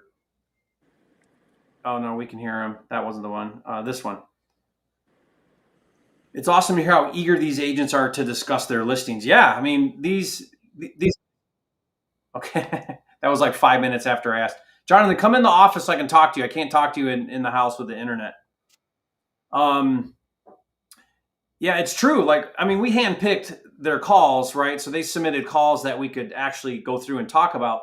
Not all agents are nice or eager or open, but for the most part, agents want to sell property. They want to work with investors. There's a different mindset today than there ever has been with agents with the new reform that's going on. I think you're going to see a lot more investor-friendly agents, which is great, right? So it's just building these relationships again and again. This comment here is so true. Understanding the exit helps you present and speak to the agent. So think about this, guys. There's only 3 different exits. Retail to a homeowner, a fix and flipper, and a buy and hold investor. That's it. Those are the 3 different buyers for a property. A retail homeowner who's going to live in the home, a fix and flipper who's going to fix it up and sell it for profit, or a buy and hold investor who's going to rent it out for cash flow. We need to know who the ideal avatar is for the property. Now, you guys are trained and you're taught to look at it from a flipper's perspective. And that's fine. Like, that's starting and it's a good place to go. But not all properties are going to be ideal for a fix and flip. Some are going to be more ideal for a buy and hold or even retail. Okay. Let's see. Yeah, Johnny, just be better in here. The quality's really bad. Yeah. Really? From his dad. Choppy.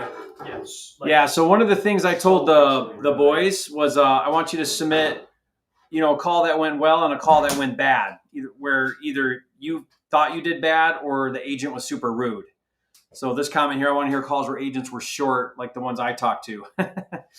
Yeah. So we'll try to do those as well, guys. So don't just submit your best calls, but also give me your bad ones where you thought the agent was a jerk. Okay. Let's see. I find it helpful. Let's see. I'm just looking through some of these questions here.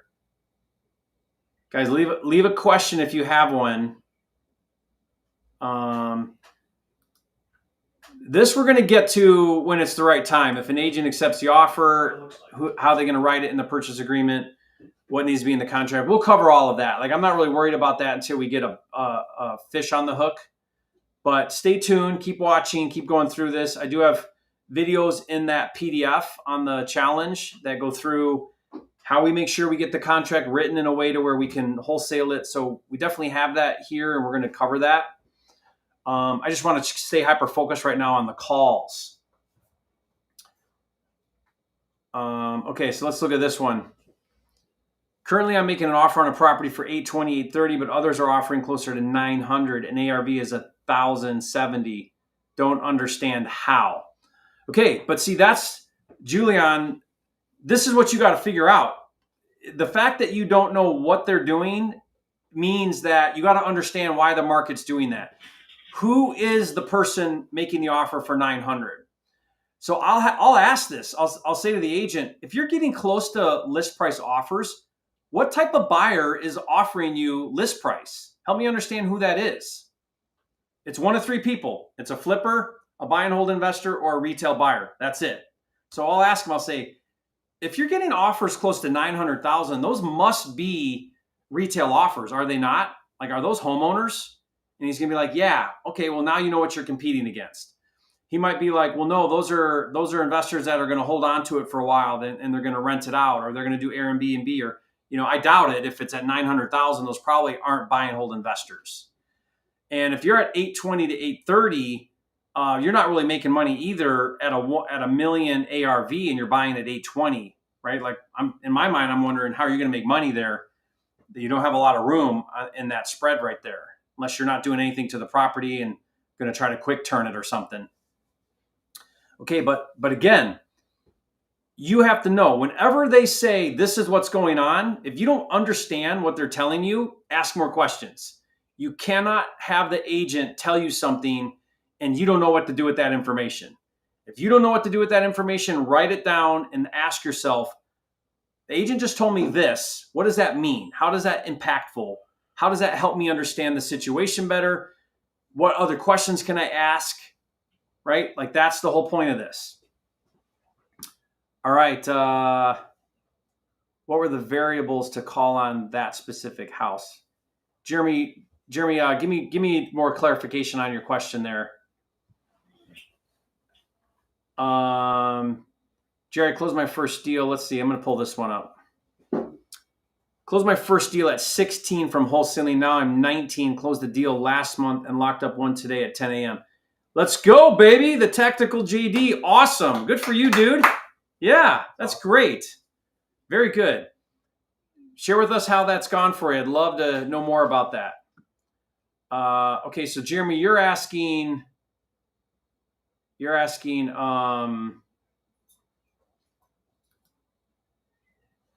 just wants to see the pictures and stuff from the call from him. Okay, so you just so you could get your head around it, Jeremy, you're wondering, okay, well, what was the condition and stuff like that? Is that what you're asking?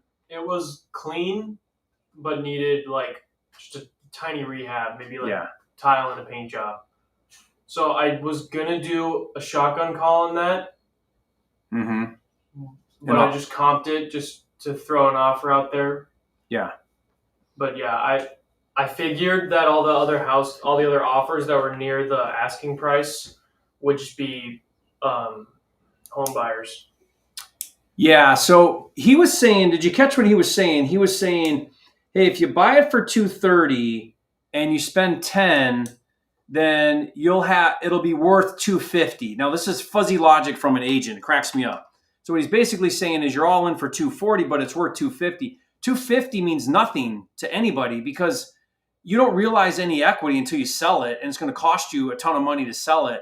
So the fact that you just added $10,000 in value by spending $10,000, that means nothing unless you can realize it, right? So I would say to an agent that would say, hey, buy it for $230, spend $10, you're into it for $240, it's worth $250.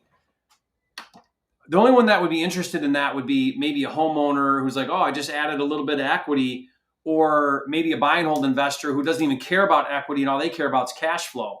So I would say to him, I'd say, yeah, but that's not really going to work. That doesn't really do it because I'm a flipper. And even if I rent it, adding a little bit of equity isn't really the point. It would be cash flow.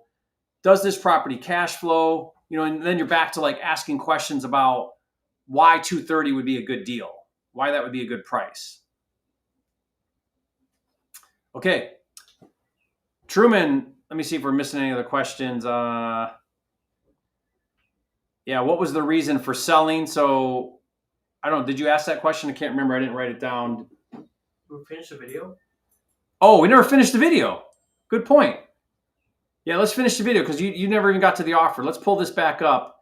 We don't have the video of it, just the audio. But let's go ahead and add that in, Johnny. Yeah. With my offer, I'll just say it. I would have to be like maybe 60 grand under. Okay. Which. So in the 180 range. Yeah, 180, 170, that range. Okay. So yeah, you can tell him, maybe ask him to submit a verbal for me just to let the seller know. Like a letter of intent. Yeah. Type of offer. Yeah, I usually know how. So he said letter of intent. Do you know what that is, Johnny? Okay, so a letter of intent is basically a verbal. It's not a purchase and sale agreement like an official offer. It's basically a piece of paper that says, here's my price, here's my closing date, here's my contingencies, here's my earnest money. Like it's basically our 10-point checklist that we do, that we give to agents. That would be like a letter of intent. It's basically just a breakdown of your offer. So if anybody ever uses the word letter of intent, it's kind of like, hey, seller, here's my offer in terms. What do you think? And if the seller says, I like it, then you switch it over to a purchase and sale agreement, which is now an official contract. Okay. That makes sense? Okay. But did you notice how he didn't balk at your 170 to 180? No, but he was not the Not the agent. Yeah. Who was he again? So I called the agent, and then they only had the office number listed. I was the only one I could find. So then I went to some lady, I forget her name, and then she transferred. Got to this guy? Okay, so this guy's just a buyer's agent. So that's the other thing. We do not want to work with a buyer's agent. So if you ever find out it's not the listing agent, then I would just be like, hey, I really don't work with buyer's agents. I only work directly with the listing agent. Can you route me to his number and get off the phone with that guy? Yeah. Because otherwise, you're not double dipping. So then now you're not building the relationship with that agent. Now, this guy could still create a relationship because he might get something, but he just wants to submit an offer for you and try to get 3%. And the problem with that is you don't have a competitive advantage now because there's other offers and you're no different than any other offer. You want to stand out amongst all the offers. That makes sense? Yeah. But, it's good. Making an offer with a buyer's agent is better than not making an offer at all. How these things end, but, might as well try. Yeah, absolutely. And, moving forward, I would love to search for homes for you. I'm actually part of the Michigan Real Estate Group, and I search off-market properties constantly. So, yeah, dude. Tell me what types you're looking for, and I can really give you some in-depth updates frequently. Dude, yeah, that was going to be my follow-up question with all my agents that I end up calling. Usually the offers don't go so well when I'm offering on houses, but then I ask the agents to bring me, distressed properties in the future, and that's exactly what I was going to ask you. Yeah, absolutely. Yeah, is this phone number good? Yes. So yes. I'll write down. Anytime throughout the week, the only time I'm available, I go to church on Sunday, so it's fine. Gotcha. Yeah, I'll write down all your information. I'll send you over mine as well, and then I can check up with you and just see where we're at. And if you have anything, send it my way. My price range, I'll look at anything. I usually try and stay out of the Detroit area, just because it's kind of hard to comp those areas because it's kind of a mess sometimes. Right. Okay. But so not really in Detroit. Yeah, I mean, I'll take a look at it. I can take a look at it, obviously, but it just usually they don't end up working. It's always trickier though. Older homes. Yeah. But mostly the areas I look in are Oakland and Macomb County, and then I'll look at any price range and then any bedroom bath size. Yeah, I'll just I can make an offer quick, and I'm cash, and right. So. Would there be a limit to that? Are you trying to get multiple properties at a certain price cap, or you go up to $500,000, or what are you really looking at to do this? Yeah, I'll go up to $500,000. I got the funds, so. Okay. Can make it work. Cool. I got the funds. Do you have anything else for me? Otherwise, I can talk to Tomash. I even know to borrow that. See what we can work with. Yeah. I don't think These are Yeah, no. You just sent a picture of this. Yeah, heck yeah. Properties that you already invested in? I've done. I've invested maybe 3 or 4 other properties this year. Yeah, so you already know. I mean, Oh, you have. you take a swing and sometimes you No, just yeah. get the other part. I try to call around 10, 15 agents a day sometimes, and I'll either make an offer on the house if I think they'll maybe entertain it. And sometimes I don't even bother with the offer. I'll just call them and say, hey, if you have any deals, send them my way. I can make an offer. Yeah, So, absolutely. Used to the objection, but, might get lucky. Absolutely. And I don't have any listings right now, but if Gotcha. I find a deal, I'd love to put in that offer for you. Yeah, dude. Definitely will do. I'll write down all your information. All right, thank you, Johnny. Thank you so much for your time. If you don't have anything else, I'll leave you for the day. Yeah, I don't think I have anything else. All right, I will talk to you very soon. Okay, good.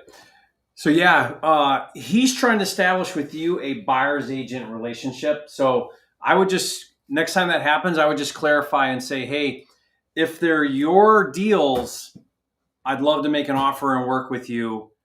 But I typically go straight to listing agents on their own properties. And then he'll get that, be like, oh, okay. But hey, anything you find out there, if you sit down with a seller and it's distressed and you think they're interested in a cash offer, call me. I'd love to get you an offer in before you even list it. Like that's that pocket listing idea there. Like I'm always trying to explain to agents, keep it off market, bring it to me before you list it when you sit down with a seller and it's a distressed property. Right. But great. That was an awesome connection. And that guy's like willing to go out there and find deals and work hard. So that's good. Okay. Any other questions? Any thoughts on that, Johnny? Any feedback? What'd you think? Yeah, I like that call. Definitely want to do what you were saying more, which is find out what the other offers are at from everybody else. Yeah. And again, they may not tell you, so then just find other ways to ask the same question. So like when you make your low offer, be like, how does that compare to the other offers you're getting? Things like that. So just trying to keep working your way around to knowing where you're at. Okay. Truman, you ready to go? Let me bring Truman into the... You ready to go, Truman? Let's pull up one of your calls. All right. Let's see. Which out of those 3, which one do you want to do the most? Do you remember? Yeah, maybe the one where I'm wearing the sweatshirt. I got an off-market property from him. Oops. This one. Okay, let me add this on. It might not let me. This is Nick. Hey Nick, how's it going? Sorry I missed your call just a second ago. Can you hear that, Truman? Yeah. How you doing? Good. My name's Truman. I saw your house in Kramer Street. I do fix and flips, and to be honest, this is a little too clean for me to offer on. But I was just wondering how often you're coming across distressed properties. I actually have one that'll be coming on the market in probably 2 more weeks in Warren, like 12 and Hoover. Perfect. Nice Warren's a great. Yeah. I love Warren so much. So, is this something? Yeah, it's a 3-bedroom ranch that is in pretty rough shape. I mean, if it's... So let me pause. Truman, was this a shotgun or a sniper? It was a shotgun. I didn't have an offer for him. It was like a little too clean, so. Yeah, perfect. Did you guys Just went catch straight that? to it. So he just called and he basically said, hey, do you have anything distressed that I can take a look at? And he's like, yeah, actually, I have something. Like, look at that work. Like, that's so awesome. Okay, I'm glad you clarified that. Let's keep listening. If it's fixed up, it's probably mid-200s or higher. But I think she's probably going to go on the market around 180. Awesome. Or 175. Yeah. So it's really beat up. She's got 2 big dogs and they've messed up the hardwood floors and window frames and stuff like that, and floorboards because they've chewed up everything. Yeah, totally get it. Well, to me, as an investor, you know, it's like even better. Like, it's coming up in 2 weeks. You said. Maybe 3 weeks. Probably about 3 weeks. Is End this of May, beginning of June? Okay, got you. Is this something where you know, you could share the address and I can get back to you with a quick offer? Yeah. Well, it's one. I bleeped it. No, hold on a second. Let me. Yeah, 1 second. I gotta go back and look at the address. Hey, you can skip ahead like a minute. He doesn't find it for like a minute. Market stuff, you can mention that to her. Market stuff, you can mention that to her and see if she's even interested in that. Okay. People calling under for $1 more. I need the address. I just had the address. You know what? When I find it, I'll send it to you. I'm sorry. I thought I had it more. It's like 12 mile west of Hoover. Trying to skip ahead, Truman. Yeah, all good. I don't know what happened now. First, can you give me like how much work do you think it needs? Just if you had to guess. I mean, if you went in there and you did everything up to get the max on amount in that area, you'd probably get in there. I'm sure you've got guys that you have, Of course. Do things cheaper than what it costs for me to get something done, but probably 40 grand. Okay. And that's updating the kitchen and the bathroom. Okay. The kitchen's a galley kitchen. What did he say, Truman? 40? Wait, what? What did he say? 40K? Oh yeah, 40 to 50 grand. 40 to 50 in work. Okay. It's not real big, so it's like you got the stove on one side, the sink on the other, and cabinets and then the dining areas in the back of the house. But it's not that big. Yeah. So to do cabinets and all that kind of stuff, and then the bathroom, same thing. You gotta update the bathroom and flip that real quick, and you'd be done. But I think the hardwood floors are the easiest thing to get done, and then you have to put down all new trim. But I'd probably think about 40, 50 grand. Okay. And then, like I said, you'd still be closer to 300 if you did all those things, updated it. Yeah. Fresh coat paint on everything. So they redid the deck in the backyard, and that's the best part of the house is the deck sitting area in the back of the house. So. Okay. Awesome. Yeah. So I appreciate you sharing all that stuff. I'll run the numbers. I can get back to you pretty soon with what we have to be at. You can just run it by her, see if she's interested, and if it's something she's interested in, I'll let you write the offer for me. Yeah, she's right now the only reason we're waiting is she's trying to get stuff out of the house. Her son lives in the basement, and he's got a bunch of crap down there. He tried to do a grow operation in the basement. Okay, gotcha. She's trying to get all that out of there, and that's what we're waiting for. As soon as that's done, then we're gonna put it on the market. So. Okay. Awesome. I'll keep your number, and as soon as we're.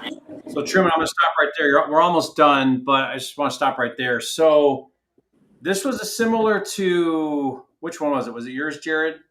I forget. But when they say, so think about what's going on here.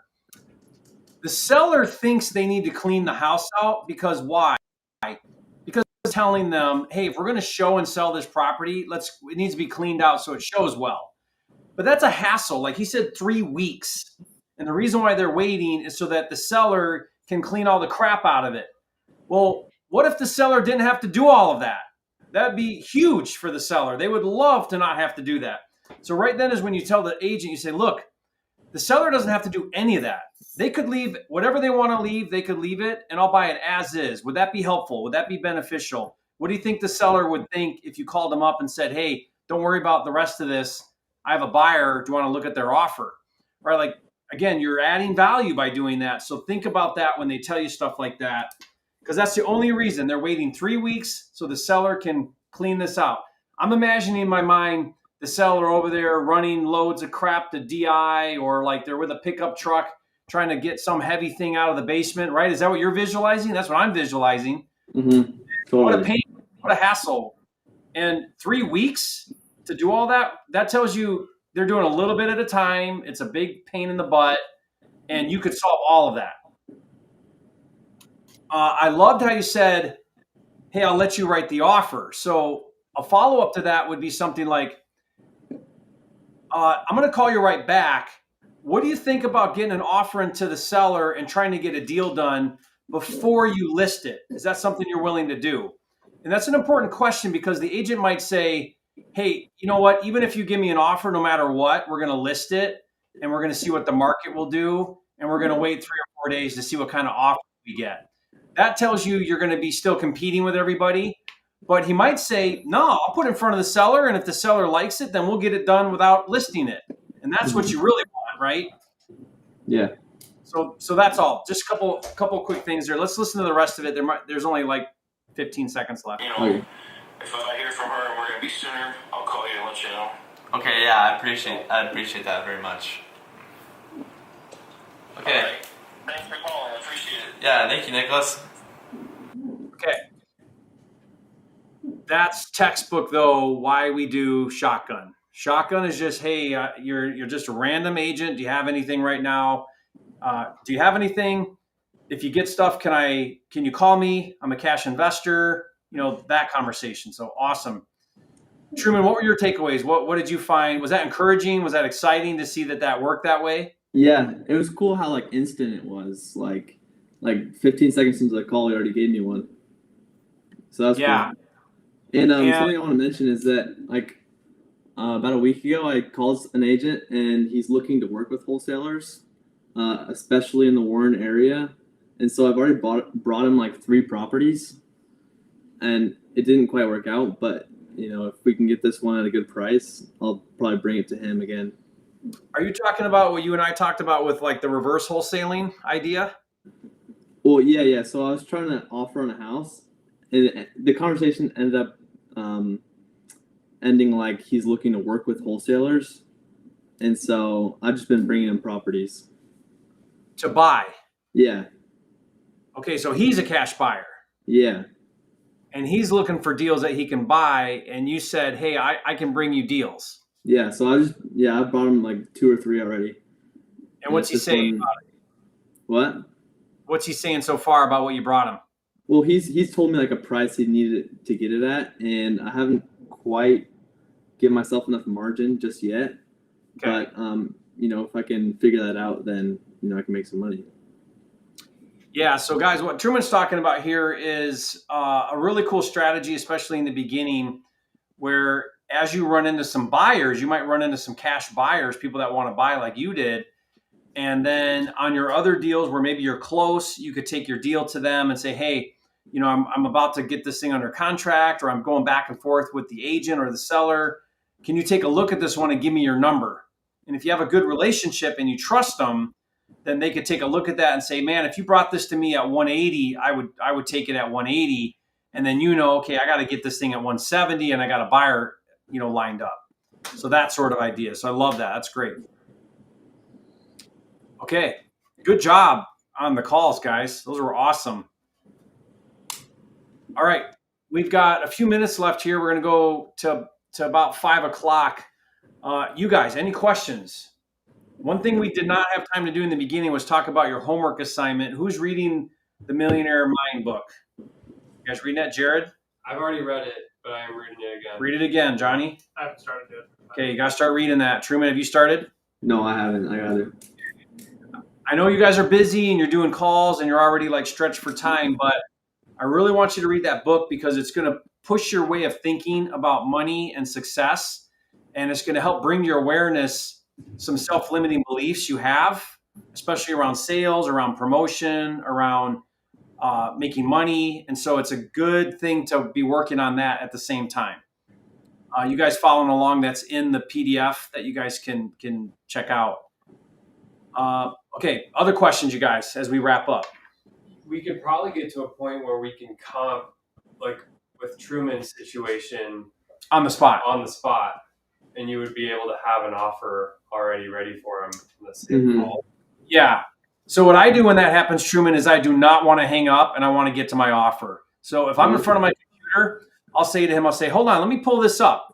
and I'm on PropWire, I'm comping it. I'm like, oh, okay, I'm taking a look at this. So They can give you comps as well. Yeah. Yeah. So now I see this house and I see this one. I mean, what do you think this is going to go for if it were fixed up? And you're just working through it while you're on the phone, and then you're like, man, you're running your numbers. You got your deal analyzer up, and you're like, I think I would need to be around 220 on this. What do you think about that? Do you think that's something that I would entertain? And you're getting your offer out like right while you're still on the phone. Yeah. Yeah. I mean, there's nothing wrong with what you did because he said we're not going to be listing it for 3 weeks. So it's not like if you call him back in an hour or two, there's anything wrong with that. But, again, you just want to move through stuff as fast as you can. Yeah. Yeah, the book is called Secrets of the Millionaire Mind by T. Harv Eker. And it's an easy read, and get the audio. He's a really engaging author. And then do the assignments. So he talks about these wealth files and wealth principles around money that you guys, I need you to do that too. You got to do those assignments and write out those wealth files. Okay, let me see here. Question. What do you do if you don't have EMD? Made an offer on a bank-owned property. They accepted my offer, but they wanted $9,000. So bank properties are always going to ask for big earnest money. They're trying to weed out people that don't have earnest money. And so there's a couple things people do. You could borrow earnest money from somebody, pay them back interest and stuff. You could put in your offer that you'll pay the earnest money at the end of your inspection and then have like a 10-day inspection, then find your buyer and get your buyer to pay the earnest money. That's another strategy you can do. But yeah, that's the one challenge with on market is you're always going to have earnest money, and you got to be willing to you got to figure out how to deal with that. $9,000 is pretty high. Typically it's $500 or $1,000. And again, you can go to someone and say, hey, can I borrow $500 and I'll pay you back $500 when I do the deal. Always protect your earnest money with an inspection clause. So that way, if you can't get the deal done, you can exercise that, terminate your contract, get your earnest money back. Okay, you guys, that's your job to protect your earnest money. If you don't do that, you could lose your earnest money.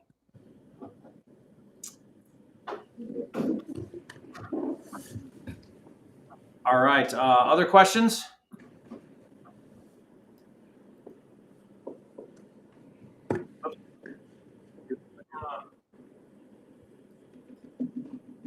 Let's see. Let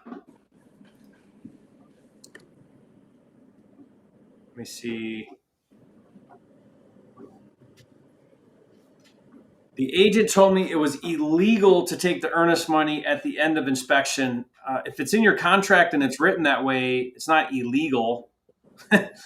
So that's the other thing is never always take whatever an agent says at face value. Oftentimes agents will say things that they think are how it has to be, and it's not. It's just what they think, and it's not actually true. Now, they could still say, no, I don't want to wait till the end of inspection to get earnest money. It doesn't mean that they'll take that. In fact, a lot of times they won't because they don't want to tie the property up without you being committed. But it's just one way to do it if you don't have earnest money. So this is a great question as well. What do you do if you don't have proof of funds? If you're in Flipster, if you're a pro or prime level member, you get unlimited proof of funds, which is really nice. If you can't do the subscription to Flipster, then what are some other ideas? So one tip for this is I'll tell the agent, I'll say, look, my investors that I use for my deals, they can give me a proof of funds, but they won't give that to me unless I have an accepted offer on a property, and then they'll give me that. So let's do this. Let's get an offer in writing. Let's get it executed. Let's put a contingency that says I have to get you proof of funds in 5 days. And if I don't, then we can terminate the contract. That'll allow me to go to my investors. They'll see that I have a deal and they'll give me the proof of funds. That's one other way. There may be ways to get proof of funds for free, like online and stuff. Some lenders will do that. But again, proof of funds and earnest money are things you have to be able to work through and work around when doing on market. Okay.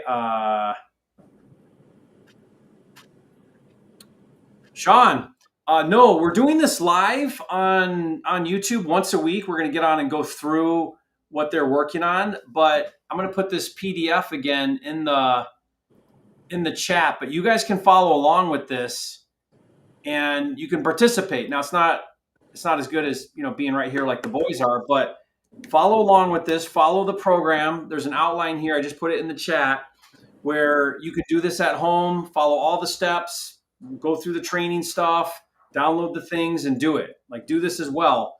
It's really broken down on what these guys are doing, so you can do it too at home on your own. All right. I think it will wrap up now.